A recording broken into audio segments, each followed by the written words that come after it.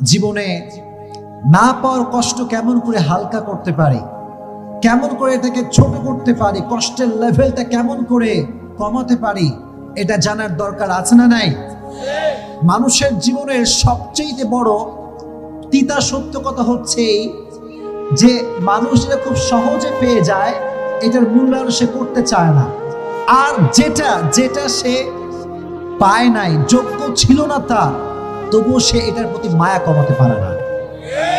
এটা মানুষের জীবনের সবচেয়ে বড় তিতা সত্য কথা। কলিজার টুকরা যুবক, আমার বোনেরা, জীবনে যদি না পাওয়ার কষ্টকে হালকা করতে চান, একটা বাক্য অলওয়েজ মাথায় রাখবেন, अगर जिंदगी में सब कुछ मिल जाए तो तमन्ना किस बात की करूंगा मैं।